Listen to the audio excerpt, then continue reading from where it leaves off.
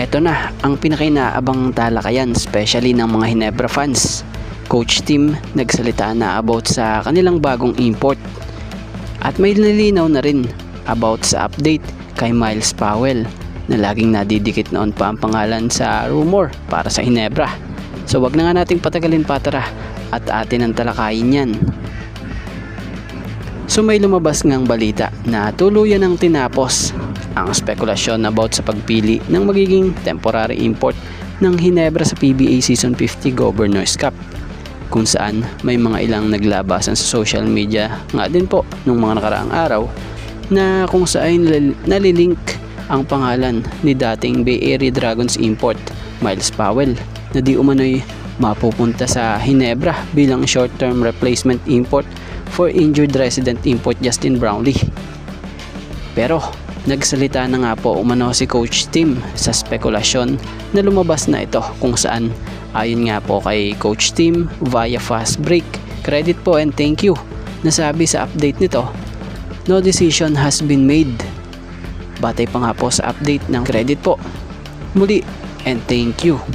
Nasambit ni Coach Tim dito na no name yet.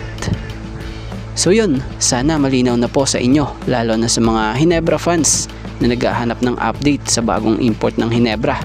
So sa ngayon, malinaw na wala pinangalanan ang Hinebra na ipapalit kay JB na siyang kinakailangang magrahe ng 6 weeks na siyang kailangang mag-recover mula sa kanyang naging multiple injuries. So malinaw na matagal-tagal din nating hindi muna din makikita si JB na magsuot ng Hinebra jersey. So kaunting pahapyaw lang na update about dun sa narurumor sa Hinebra na si Miles Powell. Sa mga hindi nga po nakakaalam, sa tingin natin malabo talaga na si Miles Powell pa ang kunin ng Hinebra dahil kasalukuyang naglalaro nga po ito para sa Scarborough Shooting Stars sa Canadian Elite Basketball League matapos itong pumirma noong Abril 2026 lang.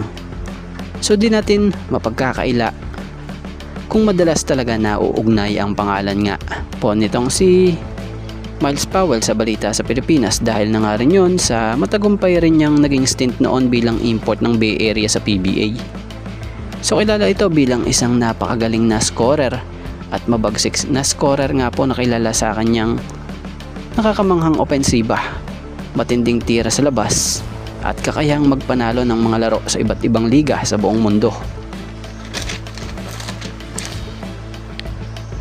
So ayan nga, ngayon mahalaga malinaw na wala pa nga pong napagdedesisyonan kung sinong import ng Hinebra ang papalit kay Brownlee. So wala pa raw pinangalanan sa ngayon pa. So abangan nyo na lang sa mga susunod na araw. For sure, ilalabas din ng kampo ng Hinebra kung sino itong magiging bago nilang import sa Season 50 PBA Governors Cup.